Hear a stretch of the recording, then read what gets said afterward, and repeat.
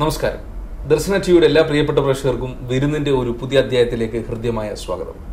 വിരുന്നിന്റെ ഇന്നത്തെ എപ്പിസോഡ് ശരിക്കും ഒരു എനർജറ്റിക് എപ്പിസോഡാണ്. കാരണം 1977 കേരളത്തിലെ കാസർഗോഡ് നിന്നും ഒരു വ്യക്തി ഫുട്ബോൾ ലഹരി പിടിച്ച് UAE-യിലേക്ക് എത്തുക, പ്രത്യേകിച്ച് ദുബൈയിലേക്ക് എത്തുക.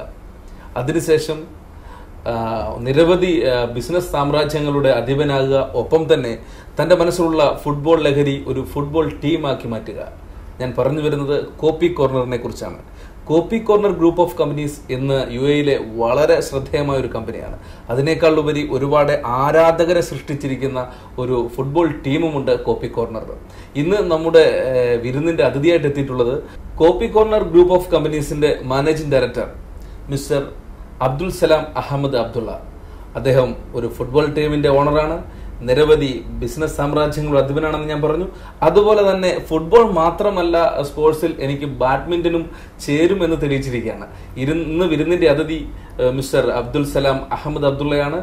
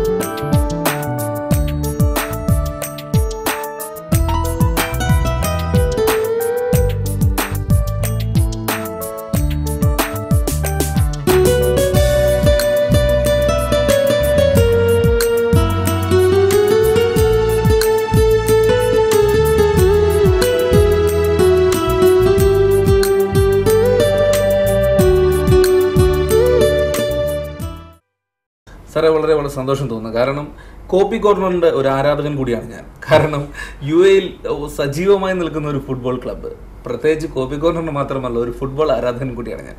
അപ്പോൾ ഈ കോപ്പി കോർണർ ഇവിടെ എല്ലാവർക്കും അറിയാവുന്ന ഒരു ഫുട്ബോൾ ടീമാണ്. അതിന്റെ മാനേജിംഗ് ഡയറക്ടറായ താങ്കൾ ഫുട്ബോൾ ലഹരി പിടിച്ചിട്ട് ഇവിടെ എത്തിയതാണ്. എൻ്റെ ചോദ്യം, എങ്ങനെയായിരുന്നു ഈ ഒരു പ്രവാസ ജീവിതം തുടങ്ങിയത്, ഈ ഫുട്ബോൾ ജീവിതം തുടങ്ങിയത് എന്നൊന്ന് വിശദമാക്കാം. 1977 ഞാൻ ദുബായിൽ ചെന്ന് എത്തുന്നത്.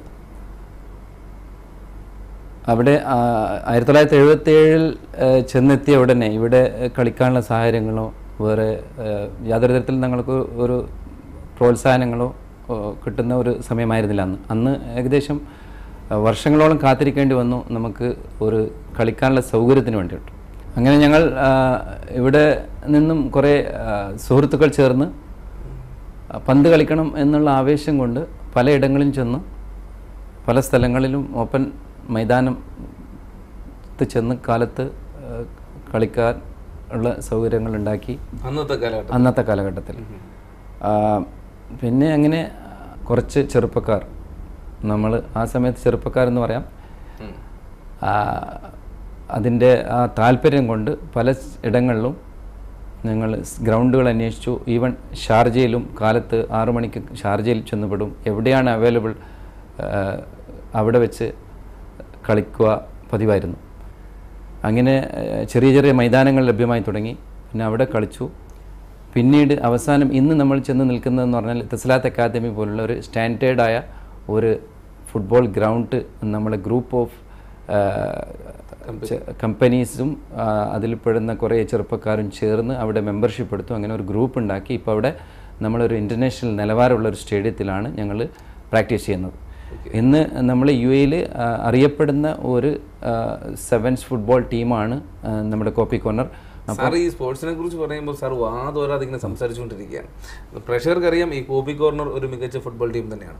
എങ്കിൽ തന്നെയും നമ്മൾ ഇപ്പോൾ അഡ്വർടൈസിങ് മേഖലയിൽ UAE-യിൽ വളരെ പ്രശസ്തമായി നിൽക്കുന്ന ഒരു സ്ഥാപനമാണ് താങ്കളുടെ ആൽഫബറ്റിക്സ് അഡ്വർടൈസിങ്. അതേപോലെ തന്നെ അഡ്വർടൈസിങ് മാത്രമല്ല, സ്പോർട്സ് കമ്പനിയുണ്ട്, ടൈപ്പിംഗ് കമ്പനീസ് ഉണ്ട്, ഒരുപാട് കമ്പനീസ് താങ്കൾക്കുണ്ട്. ഈ ഒരു അഡ്വർടൈസിങ് മേഖലയിലേക്കുള്ള താങ്കളുടെ വരവ് എങ്ങനെയായിരുന്നു എന്നൊന്ന് വിശദമാക്കാം. അഡ്വർടൈസിങ് മേഖല എന്ന് പറഞ്ഞു കഴിഞ്ഞാൽ ഞാൻ ജോലി ചെയ്തിരുന്നത് അന്ന് വന്നിരുന്ന കാലം മുതൽ ഞാൻ ഒരേ ഒരു സ്പോൺസറെ കീഴിലായിരുന്നു ജോലി ചെയ്തിരുന്നത്. ഇന്നും അദ്ദേഹം തന്നെയാണ് എൻ്റെ സ്പോൺസർ. അത് എൻ്റെ ജീവിതത്തിൽ ഒരുപാട് എൻ്റെ വിജയത്തിന് സപ്പോർട്ട് ചെയ്ത ഒരു വ്യക്തിയാണത്. അദ്ദേഹത്തിൻ്റെ ഏകദേശം 10-13 കമ്പനികളോളം അഡ്വർടൈസിങ് റിലേറ്റഡ് ആയിരുന്നു കമ്പനികൾ. ആ കമ്പനികളുടെയൊക്കെ ജോബ് PR വർക്ക്സും കംപ്ലീറ്റ് ചെയ്തിരുന്നത് ഞാനായിരുന്നു. അത് പ്രത്യേകിച്ച് അഡ്വർടൈസിംഗ് എന്ന് പറഞ്ഞാൽ കുറച്ച് ഇൻട്രസ്റ്റിംഗ് ഒരു മേഖലയാണ്. അത് ഒരുപാട് പഠിക്കാനുണ്ട്, ഒരുപാട് ഒരു കോംപ്ലിക്കേറ്റഡ് ഏരിയ ആണ്. പക്ഷേ കുറച്ച് കാശുണ്ടാക്കാൻ പറ്റുന്ന ഏരിയ ആണ്, പ്ലസ് ക്രിയേറ്റീവാണ്. ഞങ്ങൾക്ക് ക്രിയേറ്റീവ് ടീം അഡ്വർടൈസിംഗ് എന്ന് പറഞ്ഞൊരു കമ്പനിയുണ്ട്, ക്രിയേഷൻ എന്ന് പറഞ്ഞൊരു കമ്പനി ഉണ്ട്. ഇതെല്ലാം റിലേറ്റഡ്. അത് അങ്ങനെ നമ്മളെ ഒരു ടീം വർക്കാണ് മൊത്തത്തിൽ. സാറേ, ഇപ്പോൾ നമ്മൾ UAE താങ്കളുടെ ബിസിനസ്സിനെ കുറിച്ചാണ് സംസാരിച്ചുകൊണ്ടിരിക്കുന്നത്, കായിക രംഗത്തെക്കുറിച്ചാണ് സംസാരിച്ചുകൊണ്ടിരിക്കുന്നത്. UAE നിന്ന് വളരെ വ്യത്യസ്തമായി കേരളത്തിലേക്ക് നോക്കുമ്പോൾ കോപ്പി കോർണർ ഗ്രൂപ്പ് ഓഫ് കമ്പനീസിൻ്റെ അണ്ടറിൽ വരുന്ന 2-3 വലിയ സ്ഥാപനങ്ങൾ കേരളത്തിൽ വർക്ക് ചെയ്യുന്നുണ്ട്. ഒന്ന്, എൻ്റെ അറിവ് ശരിയാണെങ്കിൽ ഫൈക്ക അഡ്വർടൈസിങ്, അതുപോലെ തന്നെ ഫൈക്ക മൊബൈൽ, അതുപോലെ തന്നെ ഫൈക്ക ഇൻഡോർ അക്കാഡമി. തീർച്ചയായും വളരെ സന്തോഷം നൽകുന്നു. കാരണം ഇൻഡോർ അക്കാഡമി കാസർഗോഡ് തന്നെയാണ് സ്ഥിതി ചെയ്യുന്നത്. ഈ ഫൈക്ക എന്ന് പറയുന്ന ഒരു പേരിൽ ഒരു കൗതുകം തോന്നുന്നു. എന്താണ് ഫൈക്ക എന്നതുകൊണ്ട് ഉദ്ദേശിക്കുന്നത് എന്നൊന്ന് വിശദമാക്കാം. യെസ്, ഫൈക്ക എന്ന് പറഞ്ഞാൽ എനിക്ക് എൻ്റെ ഒരു ആൺകുട്ടിയുണ്ട്. അവൻ ഒരു സംസാരിക്കാൻ വയ്യാത്തൊരു മോനാണ്. ഞങ്ങളെല്ലാം ഏറ്റവും പ്രിയപ്പെട്ട ഒരു മോനാണ്. അവൻ ഒരു ഓട്ടിസം ബേബിയാണ്, ഓട്ടിസം രോഗം ഉള്ള ഒരു ബേബിയാണ്. പക്ഷേ അവൻ ഫിസിക്കലി ഫുൾ ഫിറ്റാണ്. അവനെല്ലാവരും നമ്മൾ ഓമനിച്ച് വിളിക്കുന്ന ഒരു പേരാണ് ഫായ്ക്കാക്ക. ആ ഫായ്ക്കാക്ക എന്നുള്ള ആ ഓമന പേരിനെ ഞങ്ങൾ ആ പേര് എന്നും നിലനിൽക്കണം എന്നുള്ള അർത്ഥത്തിലാണ് ഫൈക്ക എന്നുള്ള പേര് നമ്മൾ ഇൻ്റർനാഷണൽ ബ്രാൻഡായിട്ട് രജിസ്റ്റർ ചെയ്തിരിക്കുന്നത്. അങ്ങനെ ഫൈക്കയിലേക്ക് എത്തിയില്ലേ, വളരെ കൗതുകം നൽകുന്ന ഒരു കാര്യം തന്നെയാണ്. എന്നിരുന്നാലും ഇപ്പോൾ സ്പോർട്സുമായി ബന്ധപ്പെട്ട് താങ്കളുടെ ഒരു പാഷൻ, അത് ദൈവം അനുഗ്രഹിച്ച് താങ്കൾ ഒരു സ്പോർട്സിൻ്റെ ഒരു ഉയർന്ന ലെവലിലും അതുപോലെ തന്നെ ലൈഫിൻ്റെ ഉയർന്ന ലെവലിലും ബിസിനസ്സിൻ്റെ ഉയർന്ന ലെവലിലും താങ്കൾ എത്തിയെന്നുള്ളത് ഞങ്ങളുടെ ഒരു വിശ്വാസവും ഞങ്ങളുടെ ഒരു കണക്കൂട്ടലും ശരിയുമാണ്. എന്നിരുന്നാലും ഈ സ്പോർട്സ് ഒരു പാഷനാണെന്ന് ഞാൻ പറഞ്ഞു. ഈ സ്പോർട്സുമായി ബന്ധപ്പെട്ടിട്ട് നാട്ടിലുള്ള ഈ കായിക രംഗത്തേക്ക് കടന്നു വരാൻ ആഗ്രഹിക്കുന്ന കഴിവുള്ള കുട്ടികൾക്ക് വേണ്ടിയിട്ട് താങ്കൾ എന്തെങ്കിലും ചെയ്തിട്ടുണ്ടോ എന്ന് ചോദിച്ചു കഴിഞ്ഞാൽ താങ്കളുടെ കോൺട്രിബ്യൂഷൻ എന്തായിരിക്കും? എൻ്റെ കോൺട്രിബ്യൂഷൻ എന്ന് പറഞ്ഞാൽ ഞാനിപ്പോൾ ഉണ്ടാക്കുന്ന അക്കാദമിയിൽ പാവപ്പെട്ട കളിക്കാൻ അറിയുന്ന, അതായത് ബാഡ്മിൻ്റൺ ആയാലും ഫുട്ബോൾ ആയാലും അവർക്ക് വേണ്ടുന്ന എല്ലാ സൗകര്യങ്ങളും ഞങ്ങൾ അക്കാദമി ത്രൂ ചെയ്യണം എന്നുള്ള ആഗ്രഹത്തിലാണ് ഞങ്ങൾ ആ അക്കാദമി തുടങ്ങാൻ പോകുന്നത്. ഇറ്റ് മീൻസ് അവർക്ക് എന്നാൽ കഴിയുന്ന തരത്തിലുള്ള, അതൊരു വലിയ ഇൻവെസ്റ്റ്മെൻറ്റിൻ്റെ സംഭവമാണ്. അപ്പോൾ എന്നാൽ എന്തൊക്കെ കഴിയും അവർക്ക് ചെയ്തു കൊടുക്കാൻ അത് ഡെഫിനറ്റ് ചെയ്യും. ഇന്ന് അവിടെ നടക്കുന്ന എല്ലാ കായികമായ ടൂർണമെൻറ്റുകളിലും, ബാഡ്മിൻ്റൺ ആയാലും ഫുട്ബോൾ ആയാലും വെറ്ററൻസ് ഫുട്ബോൾ ആയാലും എല്ലാത്തിലും എൻ്റേതായ ഒരു കോൺട്രിബ്യൂഷൻ ഞാൻ എൻ്റെ കഴിവിൻ്റെ പരമാവധി ചെയ്യാറുണ്ട്. സ്പോൺസർഷിപ്പ് എന്ന നിലയ്ക്കും പിന്നെ അവരുടെ ഉന്നമനത്തിന് വേണ്ടിയിട്ട് പിന്നെ പാവങ്ങളായ ആൾക്കാർ സാമ്പത്തിക ശേഷിയിൽ അവർക്ക് എൻ്റെ മനസ്സിൽ ഒരുപാട് പ്ലാനുകളുണ്ട്. എൻ്റെ ഇൻഡോർ പൂർത്തിയാകുന്നതോടുകൂടി പലവിധ പരിപാടികളും എൻ്റെ മനസ്സിലുണ്ട്. ഇപ്പോൾ കോപ്പി കോർണർ ഗ്രൂപ്പ് ഓഫ് കമ്പനീസിൻ്റെ ഇൻഡോർ അക്കാഡമിയെക്കുറിച്ചും ഫൈക്ക മൊബൈൽസിനെ കുറിച്ചും ഫൈക്ക അഡ്വർടൈസിങ്ങിനെ കുറിച്ചും അതുപോലെ തന്നെ ആൽഫബറ്റിക്സ് അഡ്വർടൈസിങ്ങിനെ കുറിച്ചും ഒക്കെ നാം സംസാരിച്ചു. ഇതൊന്നും അല്ലാതെ മറ്റ് ഏതൊക്കെ ബ്രാഞ്ചസ് ഉണ്ട് നമ്മുടെ കമ്പനിക്ക് എന്നൊന്ന് പറയാം? അഡ്വർടൈസിങ്ങിൽ ഞങ്ങൾ ആൽഫബറ്റിക്സ് കൂടാതെ ക്രിയേറ്റീവ് ടീം അഡ്വർടൈസിംഗ് ആണ് ഒന്ന് ബെഞ്ച് മാർക്ക് അഡ്വർടൈസിംഗ്, ഒന്ന് creation interior decoration, Khalif Alsada general trading ഉണ്ട്, പവർ സോഴ്സ് ഇലക്ട്രിക്കൽ ട്രേഡിംഗ് ഉണ്ട്. ഇത്രയും സംഭവങ്ങളാണ്. അതുകൂടാതെ ഞാൻ വന്ന കാലത്ത് ഉണ്ടായിരുന്ന ജോബ് ടൈപ്പിംഗ് സെൻറ്റേഴ്സ്, അത് കോപ്പി കോർണറിൻ്റെ ബ്രാഞ്ചസ് ആയിട്ട് ഒരു 4 സ്ഥലത്ത് വർക്ക് ചെയ്യുന്നുണ്ട്. ഇത്രയും സ്ഥാപനങ്ങളാണ് നമ്മൾ ഇവിടെ നടത്തിപ്പോകുന്നത്. ഇപ്പോൾ ഒരു വളർച്ചയുടെ പാതയിൽ കോപ്പി കോർണർ എന്ന് പറയുന്ന കമ്പനി ഒരു ഉയർന്ന ലെവലിൽ നിൽക്കുകയാണ്. എന്നിരുന്നാലും നമ്മുടെ കമ്പനി മുറുകെ പിടിക്കുന്ന മൂല്യങ്ങൾ അല്ലെങ്കിൽ താങ്കൾ ജീവിതത്തിനോടൊപ്പം കൊണ്ടുപോകുന്ന മൂല്യങ്ങൾ എന്തൊക്കെയാണ്? എനിക്ക് പറയാനുള്ളത്, സത്യസന്ധമായ ജീവിതം നയിക്കുക, ആരെയും വിഷമിപ്പിക്കാതെ ജീവിക്കുക, എൻ്റെ ജോലിക്കാരെക്കുറിച്ച് പറയുന്നുണ്ടെങ്കിൽ അവർക്ക് കൃത്യസമയത്ത് ശമ്പളം കൊടുക്കുക, ഇതെൻ്റെ പ്രയോറിറ്റിയാണ്. അതിൽ യാതൊരു തരത്തിലും കോംപ്രമൈസ് ചെയ്യാതെ അവരെ സന്തോഷിപ്പിക്കുന്ന രീതിയിൽ അവരുമായിട്ട് മിങ്കിൾ ചെയ്തിട്ട് അതായത് ഒരു വ്യത്യാസമില്ലാതെ അവരുമായിട്ട് യോജിച്ചു പോയി ഇതെടുക്കുക. പിന്നീട് മൂല്യബോധങ്ങൾ എന്ന് പറഞ്ഞു കഴിഞ്ഞാൽ നമ്മൾ ഒരു സമൂഹത്തിൽ ജീവിക്കുമ്പം ആ സമൂഹത്തോടൊരു കടമയുണ്ട് നമുക്ക്. ആ സമൂഹത്തോടുള്ള കടമയായിട്ട് ഞാൻ കാണുന്നത് എന്ന് പറഞ്ഞാൽ അവരെ ദുഃഖത്തിലും സുഖത്തിലും പങ്കാളികളാവുക. അത് ഞാൻ ഗൾഫിൽ വന്ന അന്ന് മുതൽ ഇന്ന് വരെ ഇതൊന്നും ടി വിയുടെ മുമ്പിൽ പറയാൻ ആഗ്രഹിക്കാത്തതാണ്. എല്ലാ നല്ല കാര്യങ്ങളിലും ഞാൻ പങ്കാളികളാകാറുണ്ട്. പക്ഷേ ഞാനതൊന്നും എവിടെയും പറയാറില്ല. അത് അനുഭവിക്കുന്നവർക്കും എൻ്റെ നാട്ടുകാർക്കും അത് കിട്ടിയവർക്കും അത് മനസ്സിലാവുന്നതാണ്. അബ്ദുൾ സമദ് അഹമ്മദ് അബ്ദുള്ള എന്ന് പറയുന്ന വ്യക്തി കുറച്ച് മൂല്യങ്ങൾ കാത്തു സൂക്ഷിക്കുന്നത് കൊണ്ട് തന്നെയാണ് കോപ്പി കോർണർ ഒരു ഉയർന്ന ലെവലിൽ നിൽക്കുന്നത്. ഇപ്പോൾ ഒരു സ്പോർട്സ് ആഗ്രഹിക്കുകയും അത് പ്രവർത്തിക്കുകയും ചെയ്യുന്ന ഒരു വ്യക്തിയാണ് താങ്കൾ 1977 വരുമ്പോഴും സ്പോർട്സ് പങ്കാളിയാണ്, കളിക്കുമായിരുന്നു. ഇപ്പോഴും താങ്കൾ സജീവമായി നിൽക്കുന്നുണ്ട്. ഇപ്പം ഫുട്ബോൾ മാറ്റി നിർത്തി താങ്കൾ ബാഡ്മിൻ്റണിലേക്ക് ശ്രദ്ധ കേന്ദ്രീകരിക്കുന്നു, ഒപ്പം ഫുട്ബോളും കൊണ്ടു നടക്കുന്നു.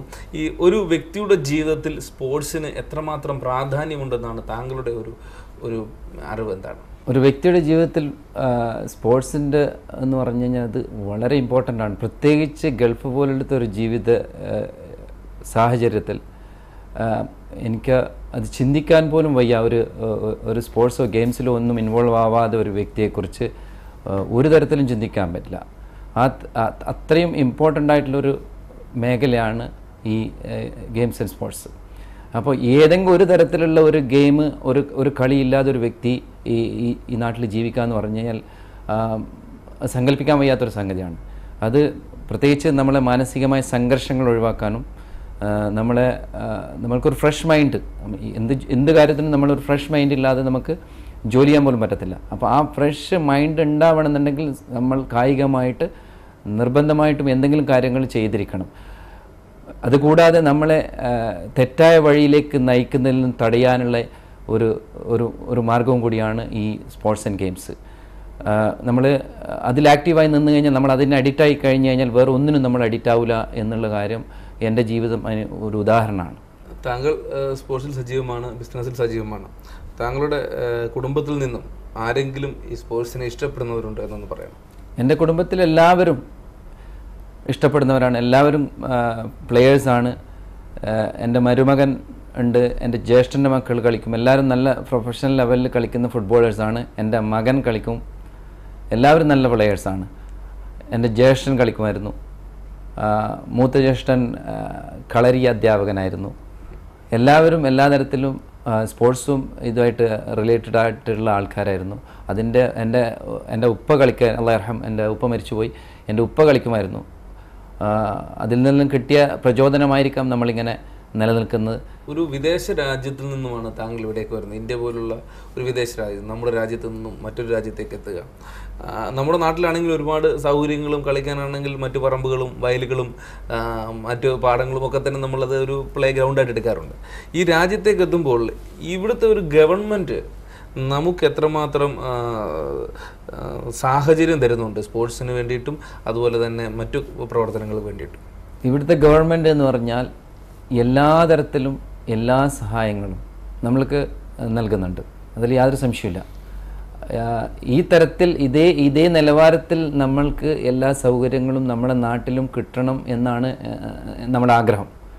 നമ്മളൊക്കെ ഇവിടെ ജീവിച്ചൊരു വ്യക്തി, ഒരു 35 വർഷമായിട്ട് ഞാനിവിടെ ജീവിക്കുന്ന ഒരു വ്യക്തിയാണ്. ആ ഒരു വ്യത്യാസം നമുക്ക് എന്തായാലും മനസ്സിലാവും. നമ്മളെ പിറന്ന നാട്ടിൽ ഈ വിധത്തിൽ ഒരു സൗകര്യത്തോടും സന്തോഷത്തോടും കൂടി എല്ലാവരും ജീവിക്കണം എന്നുള്ളൊരു ആഗ്രഹക്കാരനാണ് ഞാൻ. അത് സമീപഭാവിയിൽ നടക്കുമെന്നുള്ള വിശ്വാസം, നമ്മളൊരു വിശ്വാസത്തിലൂടെ മുൻപോട്ട് പോയാൽ മാത്രമേ നമ്മളൊരു ലക്ഷ്യത്തിൽ എത്തും എന്നുള്ള ഒരു ധാരണയിലാണ് ഇന്നും നമ്മളൊക്കെ ജീവിക്കുന്നത്.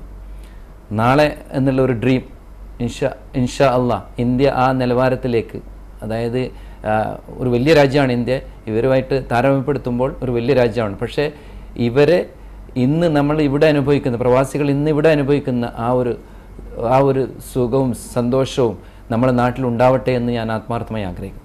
അപ്പോൾ താങ്കളുടെ കാഴ്ചപ്പാടിൽ UAE പോലുള്ള ഒരു രാജ്യത്ത് പ്രവാസികൾ സുഖമായി തന്നെയാണോ കഴിയുന്നത്? ദുഃഖത്തിൻ്റെ ഒരു വശത്തിലേക്ക് താങ്കൾ ചിന്തിക്കുന്നില്ല എന്നുള്ളതാണോ എൻ്റെ അർത്ഥം? പ്രവാസികൾ ദുഃഖമില്ല എന്നല്ല, പ്രവാസികൾ ഒരുപാട് ദുഃഖം അനുഭവിക്കുന്നവരുണ്ട്. വളരെ തുച്ഛം ആൾക്കാർ മാത്രമേ രക്ഷപ്പെട്ടവരുടെ കൂട്ടത്തിൽ പെടുത്താറുള്ളൂ. പക്ഷേ എന്നിരുന്നാലും പ്രവാസികൾ സ്വയം കത്തി അമർന്നുകൊണ്ട് അവരുടെ കുടുംബം സന്തോഷത്തോടു കൂടി ജീവിക്കുന്നത് കാണുമ്പോൾ ഉള്ള സന്തോഷം അവരുടെ ജീവിതത്തിലുണ്ട് എന്നുള്ള കാര്യം സംശയമില്ല. കാരണം നമ്മളൊരു കാശ് നാട്ടിലേക്ക് അയക്കുമ്പോൾ നമ്മുടെ നാട്ടിൽ നമ്മുടെ മക്കളും ഭാര്യയും എങ്ങനെ സന്തോഷത്തോടു കൂടി ജീവിക്കുന്നു എന്ന് നമ്മൾ കത്തിലൂടെയും ഫോണിലൂടെയും ഇന്ന് അറിയുമ്പോൾ ഉണ്ടാകുന്നൊരു സന്തോഷമാണ് പ്രവാസിക്ക് ഇവിടെ. ഏറ്റവും താഴ്ന്ന നിലയിലുള്ള ഒരാൾക്കാരായിക്കഴിഞ്ഞാലും അവർക്ക് ആധുനിക സൗകര്യങ്ങളിലൂടെ ദിവസം അവരുടെ ശബ്ദം കേൾക്കാനും അവരെ നേരിട്ട് കാണാനുമുള്ള എല്ലാ സൗകര്യങ്ങളുണ്ട്. പണ്ട് ഞങ്ങൾ വന്ന കാലഘട്ടത്തിൽ നമ്മുടെ കമ്മ്യൂണിക്കേഷൻ ഓൺലി വെറും ഒരു കത്ത് മുഖാന്തരമായിരുന്നു, വേറെ ഒരു ഓപ്ഷനും നമുക്കുണ്ടായിരുന്നില്ല. ഇന്ന് ആ സാഹചര്യങ്ങളൊക്കെ മാറി. അന്ന് ഞങ്ങൾ നാട്ടിൽ നിന്ന് ഒരാൾ വരുന്ന സമയത്ത് ഏകദേശം പെട്ടിയിൽ ഒരു 2-3 കിലോ തൂക്കം വരുന്ന എഴുത്തുകളുമായിട്ടാണ് ആൾക്കാർ വരിക. എയർപോർട്ടിൽ ആൾ വന്നു കഴിഞ്ഞാൽ ആളെ ഒരു ചീഫ് ഗസ്റ്റിനെ പോലെ ഞങ്ങൾ സ്വീകരിച്ചു കൊണ്ടുവരുമായിരുന്നു. നമ്മളവരെ സ്വന്തം റൂമിലേക്ക് എല്ലാവരും ക്ഷണിക്കും. ഇന്ന് സ്ഥിതിയൊക്കെ മാറി. അന്ന് ആ കത്ത് കയ്യിലുള്ളതാണ്, കത്ത് വാങ്ങിക്കാനുള്ള ആവേശമായിരുന്നു, കത്തിലൂടെയായിരുന്നു എല്ലാ കാര്യങ്ങളും അറിഞ്ഞത്.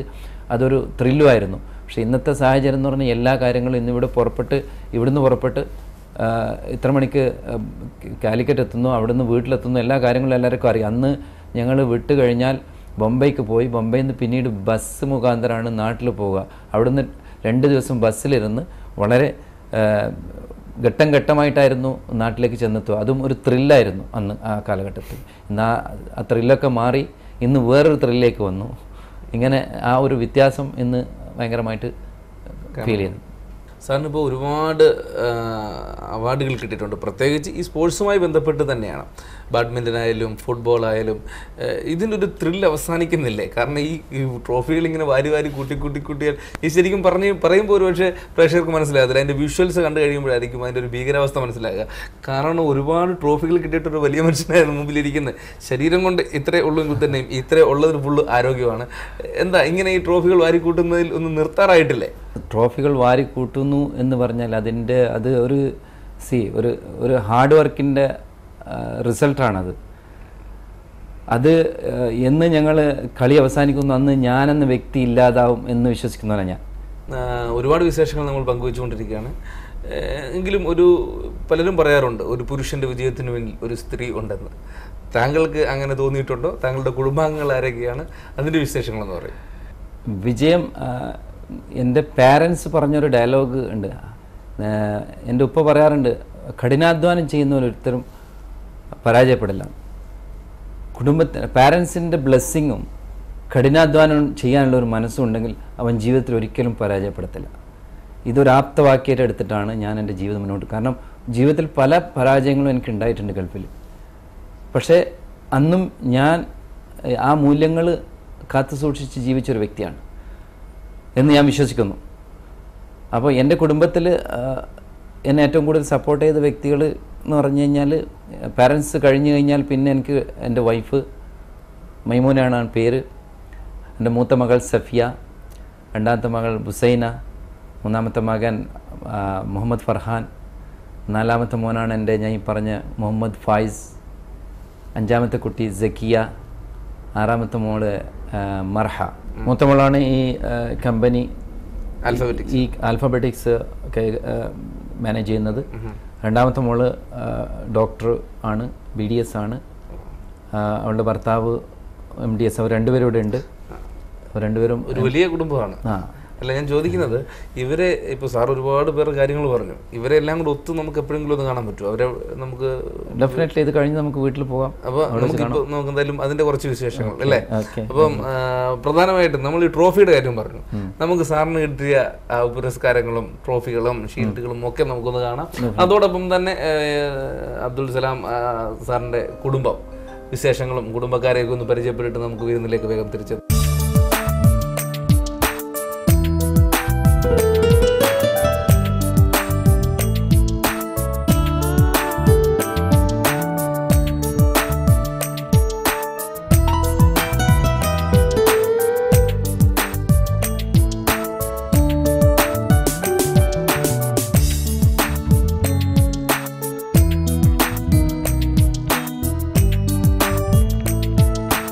സാറിൻ്റെ ഫാമിലിയാണ് ഇന്ന് നമ്മോടൊപ്പം ഉണ്ട്.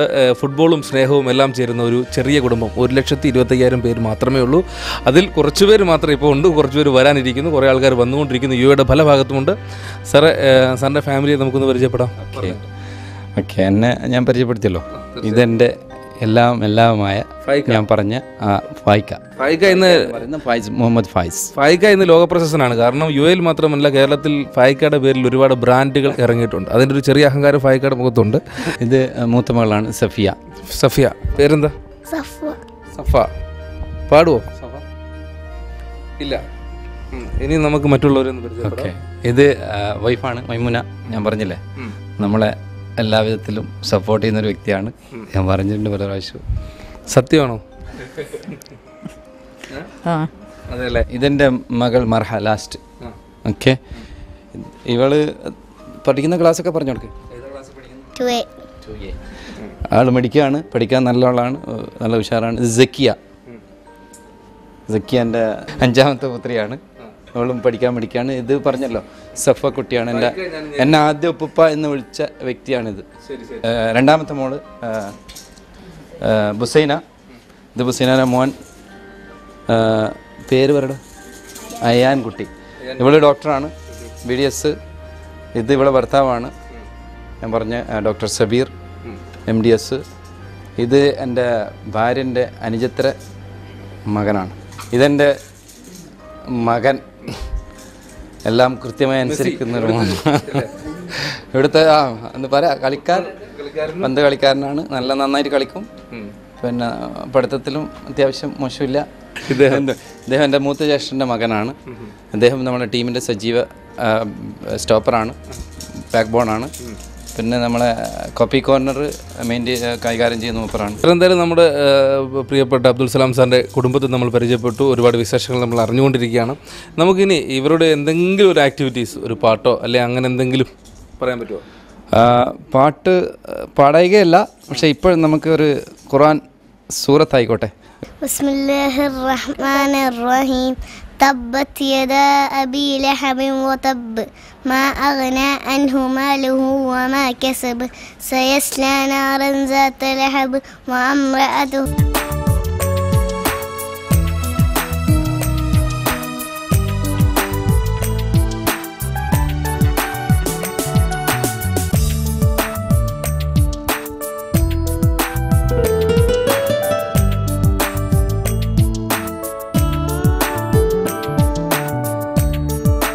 എന്തായാലും സാറ് പറഞ്ഞത് അത്ഭുതപ്പെടുത്തിയില്ല. കാരണം അവിടെ ചെന്ന് നോക്കിയപ്പോൾ നമ്മൾ ശരിക്കും അത്ഭുതപ്പെട്ടു പോയി എന്നുള്ള കാര്യം സത്യമാണ്. കുടുംബവിശേഷങ്ങളും സാറിൻ്റെ മറ്റ് കമ്പനീസിനും അതുപോലെ തന്നെ അവാർഡുകളൊക്കെ കണ്ടു. വളരെയധികം അഭിനന്ദനങ്ങൾ ആദ്യം തന്നെ അറിയിക്കട്ടെ. ഇനിയിപ്പോൾ മറ്റു വിശേഷങ്ങൾ, പുതിയ പ്ലാനുകൾ, ഫ്യൂച്ചർ പ്ലാൻ എന്ന് ഞാൻ ചോദിക്കുന്നില്ല. കാരണം താങ്കൾക്ക് ഒരുപാട് പ്ലാനുകൾ താങ്കളുടെ മനസ്സിലുണ്ട്. എന്നിരുന്നാലും കോപ്പി കോർണർ ഗ്രൂപ്പ് ഓഫ് കമ്പനിയുടെ ഫ്യൂച്ചർ പ്ലാനും അതുപോലെ തന്നെ സാറിൻ്റെ എന്തെങ്കിലും ഭാവി പദ്ധതികളുണ്ടോ? ഒരു വെഡ്ഡിങ് സെൻറ്റർ, ഇതിനോടനുബന്ധിച്ചൊരു സ്വിമ്മിംഗ് പൂള്, കാര്യങ്ങളൊക്കെ പ്ലാൻ ചെയ്തിട്ടുണ്ട്. അതിൻ്റെ വർക്ക് നടന്നുകൊണ്ടിരിക്കുന്നു. ഓൾമോസ്റ്റ് സ്റ്റേഡിയത്തിൻ്റെ വർക്ക് ഓൾമോസ്റ്റ് തീർന്നു. അത് കഴിയുന്നത് പെട്ടെന്ന് ഉദ്ഘാടനം ചെയ്യണം എന്നുള്ള ആഗ്രഹത്തിലാണ് ഇപ്പോഴത്. ഈ പ്രൊജക്റ്റ് അവസാനിച്ചതിന് ശേഷമേ നമുക്ക് കൂടുതലായി എന്തെങ്കിലും ചിന്തിക്കാൻ പറ്റും. കാരണം അത്രമാത്രം ഇൻവെസ്റ്റ്മെൻറ്റും ടെൻഷനുള്ളൊരു ജോബാണ് ഇപ്പോൾ ഏറ്റെടുത്തിരിക്കുന്നത്. അത് കഴിഞ്ഞതിന് ശേഷം ഇൻഷാ അല്ലാഹ് ജീവിതം ബാക്കിയുണ്ടെങ്കിൽ പലതും ചെയ്യണമെന്ന് ആഗ്രഹമുണ്ട്. സാറിനെ കുറിച്ച് പൊതുവെ ഉള്ളൊരു പരാതിയുണ്ട്, പറഞ്ഞോട്ടെ. കാരണം സാറ് ഈ ഒരു രാജ്യക്കാരനും കേരളം താങ്കൾക്ക് പ്രവാസ ജീവിതം പോലെയാണ്. വല്ലപ്പോഴും പോയി വിസിറ്റ് ചെയ്തിട്ട് വരുന്നൊരവസ്ഥയിലേക്ക് പോകുന്നു. കുടുംബം എവിടെയാണ്, നാട്ടിലെ വിശേഷങ്ങളെന്ന് പറയും. അങ്ങനെ ആയിരുന്ന ഒരു കാലഘട്ടം. ഇപ്പോൾ ഞാൻ അത്യാവശ്യം എല്ലാം പോകാറുണ്ടായിരുന്നു. ഫസ്റ്റിൽ വന്ന സമയത്ത് 5 വർഷം കഴിഞ്ഞ് ഒരു പ്രാവശ്യം പോകുന്നൊരു സിറ്റുവേഷനായിരുന്നു. അന്ന് അങ്ങനെയായിരുന്നു നമ്മുടെ സാമ്പത്തിക ചുറ്റുപാട്. അന്നത്തെ പ്രവാസ ജീവിതം എന്ന് പറഞ്ഞു കഴിഞ്ഞാൽ, എൻ്റെ ആദ്യത്തെ സാലറി എന്ന് പറഞ്ഞു കഴിഞ്ഞാൽ 550 ദിർഹംസിൽ ജോലി ചെയ്തൊരു വ്യക്തിയാണ് ഞാൻ. ഫസ്റ്റിൽ കിട്ടിയ ഒരു ശമ്പളം. അപ്പോൾ അങ്ങനെ ഒരു സിറ്റുവേഷനിൽ ജോലി ചെയ്യുന്ന വ്യക്തികൾക്ക് നമ്മൾ ഉദ്ദേശിക്കുന്ന തരത്തിൽ അന്ന് പോകലെന്ന് പറഞ്ഞു കഴിഞ്ഞാൽ അതൊന്നും ഒരു സാധ്യമായ കാര്യങ്ങളായിരുന്നില്ല. ഇന്ന് ദൈവം സഹായിച്ച് ഞങ്ങൾ അത്യാവശ്യം പോകാൻ പറ്റുന്ന സമയങ്ങളൊക്കെ നാട് കാണിക്കാറുണ്ട്, മക്കളെയും കാണിക്കാറുണ്ട്. കാരണം നാടുമായിട്ടുള്ള ബന്ധം എന്നും അത് ഉണ്ടാവണം എന്നാഗ്രഹിക്കുന്ന, നാളെ എന്തായാലും നമ്മൾ നാട്ടിലേക്ക് തിരിച്ചു പോകേണ്ടവരാണ്. അപ്പം ആ കുട്ടികൾ അവിടെ അവരുമായിട്ട് ഒരു ബന്ധമില്ലാതെ ഒരു സിറ്റുവേഷൻ വന്നു കഴിഞ്ഞാൽ ഒരു അനുഭവമില്ലാത്ത ഒരു തരത്തിലേക്കുള്ള ജീവിതം അവർ നയിക്കേണ്ടി വരും. അവർ തീർക്കും ഒറ്റപ്പെട്ടു പോകും. അതുകൊണ്ട് കഴിവിൻ്റെ പരമാവധി എന്ത് ലീവ് കിട്ടിക്കഴിഞ്ഞാലും അവരെ നാട്ടിൽ കൊണ്ടുപോയി എല്ലാവരെയും പരിചയപ്പെടുത്താനുള്ള ഒരു ശ്രമം എൻ്റെ ഭാഗത്തു നിന്ന് ഉണ്ടാകാറുണ്ടായിരുന്നു. സൗത്ത് തൃക്കരിപ്പൂർ എളമ്പച്ചി എന്ന സ്ഥലത്താണ് എൻ്റെ വീട്. എളമ്പച്ചി, പ്രത്യേകിച്ച് ഒരു ബാക്കിരിമുക്ക് എന്ന് പറയും ആ സ്ഥലത്തിൻ്റെ പേര്. സൗത്ത് തൃക്കരിപ്പൂരാണ്, നായനാർ മണ്ഡലമാണ്. ഞങ്ങൾ എൻ്റെ പഠിത്തവും കാര്യങ്ങളൊക്കെ കൈക്കോട്ട് ഇടപെടാണ്. ഞാൻ 1ാം ക്ലാസ് മുതൽ 6ാം ക്ലാസ് വരെ പഠിച്ചത്. അതിനുശേഷം GHS തൃക്കരിപ്പൂർ ഗവൺമെൻറ് ഹൈസ്കൂളിലാണ് എൻ്റെ ബാക്കിയുള്ള വിദ്യാഭ്യാസം. അത് കഴിഞ്ഞ ഉടനെ ഇങ്ങോട്ട് വന്നു. ബാക്കി എൻ്റെ ജീവിതത്തിലെല്ലാം പ്രാക്ടിക്കലായിട്ടുള്ള കിട്ടിയ നോളജായിരുന്നു. അതൊരു വലിയൊരു സമ്പാദ്യം ആണെന്ന് ഞാൻ വിശ്വസിക്കുന്നു. സാർ, എന്തായാലും ഇത്രയും സമയം ഞങ്ങളുടെ പ്രിയപ്പെട്ട പ്രേക്ഷകരോട് കോപ്പി കോർണർ ഫുട്ബോൾ ക്ലബിനെ കുറിച്ചും അതോടൊപ്പം തന്നെ കോപ്പി കോർണർ ഗ്രൂപ്പ് ഓഫ് കമ്പനീസിൻ്റെ വിശേഷങ്ങളും അതിനേക്കാളുപരി അബ്ദുൽ സലാം അഹമ്മദ് അബ്ദുള്ള എന്ന വ്യക്തിയെക്കുറിച്ചും കുടുംബത്തെക്കുറിച്ചും ജീവിതത്തെക്കുറിച്ചും നമ്മൾ സംസാരിച്ചു. വളരെയധികം സന്തോഷമുണ്ട്. അതോടൊപ്പം തന്നെ എനിക്ക് ഈ ഒരു എപ്പിസോഡ് വൈൻഡപ്പ് ചെയ്യുമ്പോൾ ഞാൻ ഒരു കാര്യം, താങ്കൾ മുമ്പ് പറഞ്ഞ കാര്യം എടുത്തു പറയാൻ ആഗ്രഹിക്കുകയാണ്. ഒരു വ്യക്തിക്ക് ജീവിതത്തിൽ വിജയിക്കണമെന്നുണ്ടെങ്കിൽ കഠിനാധ്വാനവും ഒപ്പം മാതാപിതാക്കളുടെ ബ്ലെസ്സിങ്ങും ഉണ്ടാവണമെന്നുള്ളത് തീർച്ചയായും അത് വലിയൊരു പോയിൻ്റായിട്ട് നമ്മൾ ഏറ്റെടുക്കുന്നു. സാറിന് ഹൃദയംഗമായ നന്ദി. Thank you very much.